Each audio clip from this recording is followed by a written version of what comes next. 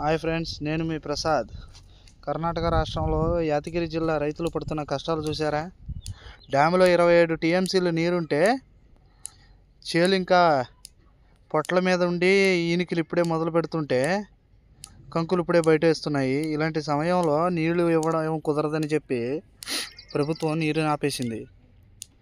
కాంగ్రెస్ ప్రభుత్వం ఏం చేస్తుందనేది నాకు అర్థం కావటం లేదు. బీజేపీ ప్రభుత్వం నుంచి రాజగౌడ్ గారు వచ్చి ఒక రోజు మొత్తం ధర్నా చేసి నడి ఎండలో ఒకరోజు మార్నింగ్ నుంచి ఈవినింగ్ వరకు ఎండలో పోరాడి వెళ్తుంటే కాంగ్రెస్ ప్రభుత్వం ఏం చేస్తుంది, నిద్రపోతుందా అనేది నాకు అర్థం కాకుండా ఉంది. అంటే రైతులంటే అంత ఇదిగా కనిపిస్తుందా ప్రభుత్వానికి అనేది నాకు తెలియకుండా ఉంది.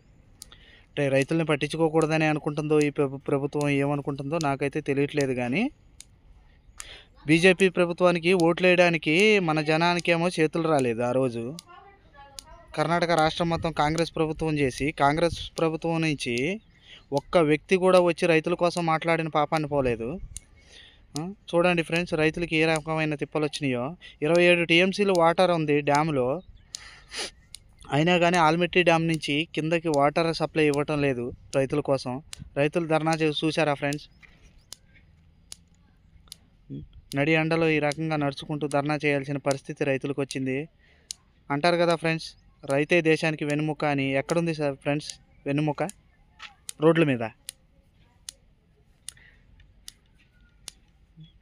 అర్థం కాని పరిస్థితుల్లో రైతులు ఉన్నారు.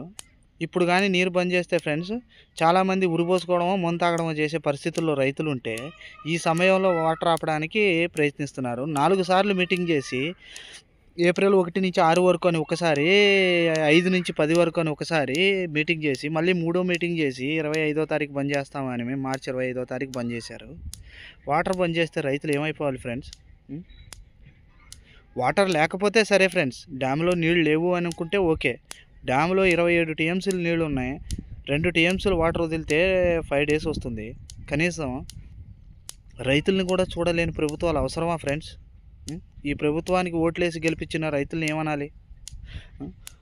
2000 డబ్బులు ఆడవాళ్ళకి వేసి బస్సులు ఫ్రీ చేసినందుకు ఓట్లు వేసేస్తే రైతులు ఈ రకంగా రోడ్ల మీద పడి తిరగాల్సిన పరిస్థితి వస్తుంది ఫ్రెండ్స్.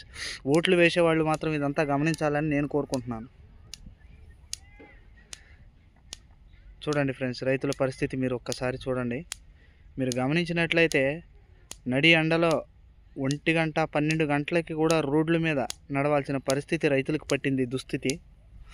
దీన్ని చూసి మీరు ఏమని కామెంట్ చేస్తారో చూస్తాను. కామెంట్ చేయండి ఫ్రెండ్స్. బీజేపీ ప్రభుత్వానికి ఓట్లు వేయండిరా అంటే ఓట్లు వేయకుండా వదిలేశారు ఫ్రెండ్స్. చూద్దాం ఫ్రెండ్స్ ఏం జరుగుతుందో. Share and subscribe and like friends. Bye bye.